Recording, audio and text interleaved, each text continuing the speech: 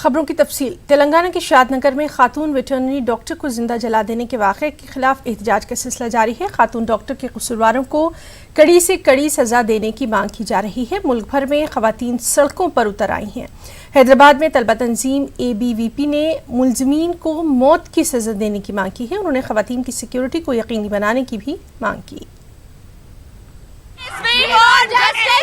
लेकिन किस तरह का जस्टिस? जस्टिस का मतलब क्या है? क्या कानून? तो वो तो through the court of law वो प्रोसेस होगा ना। आप कोर्ट के प्रक्रिया, कोर्ट की प्रोसीजर के थ्रू ये होगा। ये गवर्नमेंट के प्रोसीजर ही होगा। ये हैंग करना है, इसको जेल में नहीं रखना है, इसको निर्भया चट्टमलो हैंग करना है। चार के चारों बलात्कारियों को तुरंत फांसी देनी चाहिए। वो लोग जीने के हकदार नहीं है।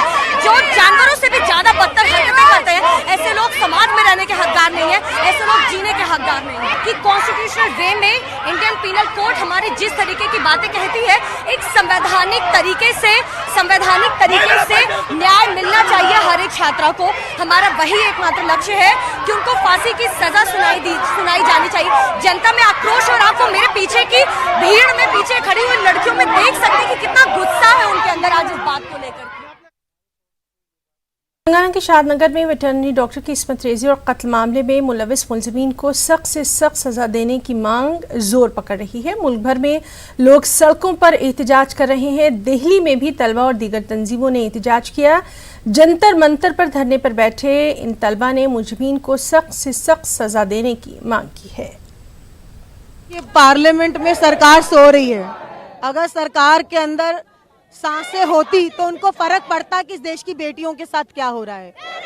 आज प्रियंका रेड्डी के साथ जो हुआ, 7 साल पहले निर्भया के साथ हुआ। आज तक उनके जो एक्यूज्ड है उनको दरिंदों को फांसी नहीं मिली। कैसे मान ले कि प्रियंका रेड्डी के जो दरिंदे थे उनको फांसी मिल जाएगी? आपने कानून में फांसी तो डाल दिया, लेकिन किसी को फांसी तो मिल नहीं रही। यहाँ किसी को कोई फर्क नहीं पड़ रहा है। आप जाते हो पाकिस्तान पे स्ट्राइक करते हो, पाकिस्तान के खिलाफ आपके पास एक रात के लिए सारे आर्म्स एम्युनिशन इकट्ठे कर देते हो। कोई इंटरनेशनल ह्यूमन राइट नहीं है, लेकिन रेपिस्ट के ऊपर सारे ह्यूमन राइट्स चलते हैं क्या? हमारे सर्जिकल स्ट्राइक रेपिस्ट के ऊपर कब होंगे? करते हैं, रेप करके भाग जाते हैं। पूरा जुडिशियली सिस्टम चलता रहता है। 4-4, 5-5 साल हो जाते हैं, किसी को कोई फर्क नहीं पड़ता। जैसे लोग निर्भया के दरिंदों का वेट कर रहे हैं फांसी का, वैसे ही लोग वेट कर रहे हैं कि कैसे होगा ये सब, इसका समाधान क्या है?